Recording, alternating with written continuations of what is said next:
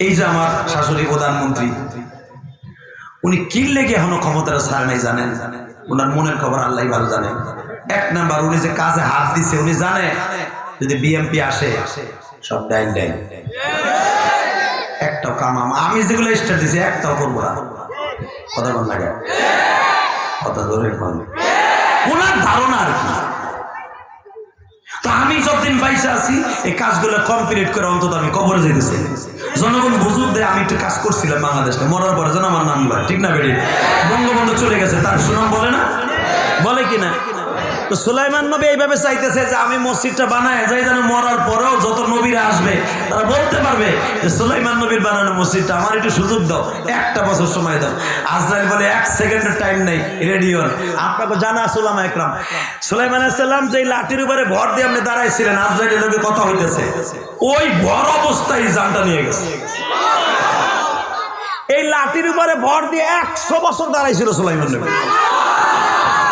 জিনেরা মনে করছে সুলাইমান দাঁড়াই রয়েছে, দুমাইয়া রাত দিন 24 ঘন্টা কাজ করছে। 100 বছর কাজ করার পরে 6.5 কিলোমিটার স্বর্ণের রাস্তাটা পাক্কা করে দিয়া সুলাইমানের কাছে এসে ইফরিত চাবি বুঝাই দিয়ে কয়, বস এই যে আপনার চাবি নেন, এখন ইমামতি করেন। যখন কাছে গেছে দাঁড়িম করে পড়ে গেছে। সুলাইমান যে লাঠির উপরে ভর দিয়ে দাঁড়াইছিলেন, ওই লাঠিটা ছিল কাঠের, উই পোকায় খেয়ে ফেলেছে। মসজিদও কমপ্লিট, লাঠিটাও ভেঙে গেছে, সুলাইমান নবী জমিনে পড়ে গেছে।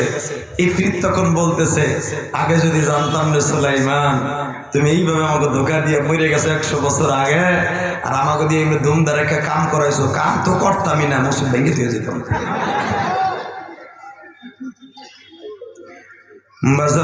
এবার আমার সাথে উত্তর দেন যে সুলাইমান মৃত্যুর পরে আল্লাহর ঘরটা নির্মাণ করা হয়েছে আল্লাহর হুকুমে। আমার আল্লাহ দেখাই দিলেন, সুলাইমান রে, তুই ভাবছিলি তুই মারা গেলে আমার ঘর সুন্দর হবে না। সুলাইমান, আমি আল্লাহ বুঝাই দিলাম গো, 3টা জিনিস বুঝাইলাম। আন্নাল কুওয়াতা লিল্লাহি জামিআ,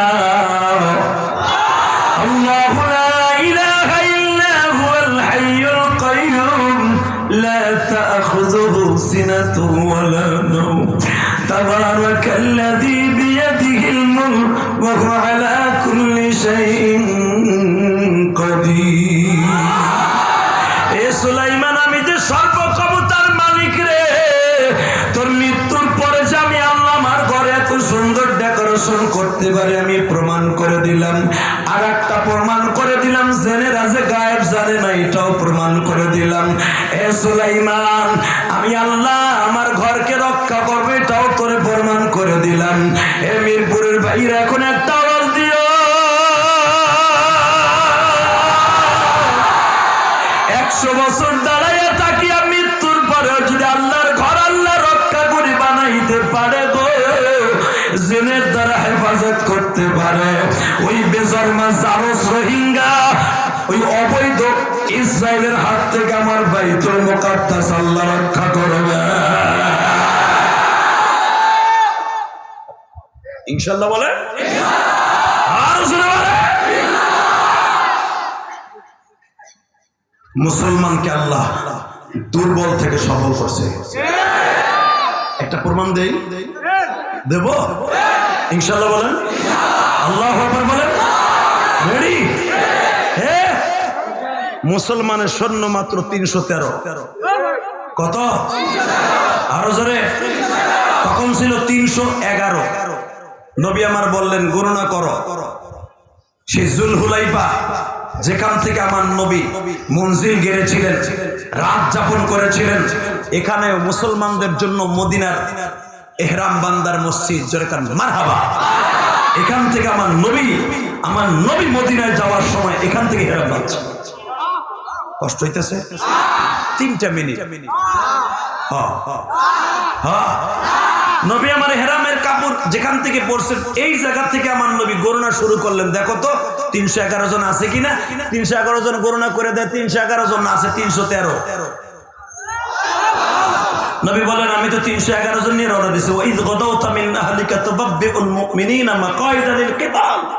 আমি যুদ্ধে যাইতেছি, আমার আল্লাহ দেখতেছে, আল্লাহু সামিউন আলিম।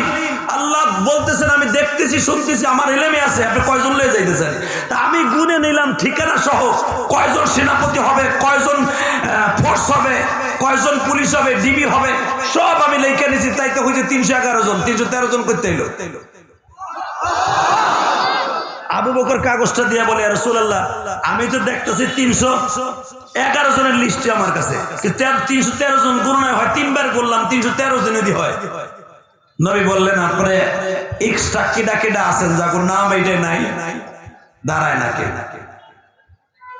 আমার নবী বললেন হাজিরা নাও। আবু বকর আনা লাব্বাইক, ওমর লাব্বাইক, ওমর লাব্বাইক, ওসমান লাব্বাইক, আব্দুল্লাহ ইবনে জুবাইর লাব্বাইক, তালহা জুবাইর, আব্দুর রহমান আউফ লাব্বাইক। এমনি করে 311 জন লাব্বাইক কয়। এরপরে আর 2 জন এখন নাম নাই, এখন দাঁড়াও এ দেখেন তো লাব্বাইক কার মুখ নামে নাই, কয় এই দুটা। এদিকে তোর নাম কি? মাস। তোর নাম কি? মুহাব্বিস। তোর নাম লিস্টিতে আছে? কয় না। তোরা আইলি সাহস কত বড়, আর তোরা সাইজও তো ছোট। তোরা দেখছো যেগুলা আমরা যুদ্ধে যাইতেছি ছাটাই বাছাই করে 3 বার চেক করার পরে মাপ দিয়া, বয়স নির্ধারণ করিয়া, নাম ঠিকানা দেখে, বডি মাপ দিয়া, শক্তি আছে কিনা তরবারি হাতে দিয়া টেস্ট করিয়া, যুদ্ধের ট্রেনিং দিয়া 311 জন যাচাই বাছাই করছি। এই বেটা তোরা যাবি কোন সূত্রে? এক তো বয়স নাই, সাইজে খাটো, আর এক তো দেখা যাইতেছে বডিও ছোট, বয়স হয় নাই, কেমনে যুদ্ধ করবি? মাপেও তো হবি না, মাপ দিয়ে দেখে এটা খারাপ। যে লাড়ি দিয়ে মাপ দেয়, ফিতা দিয়ে মাপ দিয়ে দিছে, বুড়া আঙ্গুলে ভর দিয়ে 2 ভাই খারাইছে। আবু বকর কয় মস্কারা করস, তখন অভিনয় করে টাইম আছে বেটা, সকালে আবার রওনা দিব বদরে, আবার শেয়ারি খাওয়ার টাইম হয়ে গেছে বেটা, রোজার মাস। শুনেন দাম কিন্তু দিয়েন না, আপনি আমার নবী শ্বশুর, ভালো মানুষ। আমার নবী কইছে আরহামু উম্মতি বিউম্মতি আবু বকর। আবু বকর হলো সমস্ত উম্মতের রহমান। আমি জানি আপনি খুব রহমাতুল্লাহ নরম দিলওয়ালা মানুষ, আর আপনি চেতাচিতি করেন কে? বুড়া মানুষ, বুড়া মানুষ হয়ে গেছেন, বয়সে যাওয়ার তাই কয়ে কথা বলছি আমি মানি। বাবা তুই উল্টা বুঝিস না ভাই, আমি দয়াল ঠিক আছে। নবী আমার বলছে আরহামু উম্মতি বিউম্মতি আবু বকর, ঠিক আছে, কিন্তু বাবা শোন তোকে বয়সও হাস নাই, তোকে বলো নাই, পারবিও না। যারা আসতেছে তোকে এগেনস্টে যুদ্ধ করতে, হ্যাঁ কি শক্তি জানোস? এক একটা ঘুষির ওজন 8 মণ 10 মণ। আমি আর ওয়াজ করি তুই উতবা সাহেবের নাম শোনো শুনছি, আবু জেহেলের নাম শোনো শুনছি, ওই নাপিতের নাম, পরেই তো মারা লেগে যেতেছে। আপনি যেটা পারবেন না ওইটা আমি পারবো, দেখেন না। আপনি জানেন আপনি গেছেন বয়সে 50-এর উপরে, আপনার বয়স, আপনার কি আছে? কি আছে আপনার?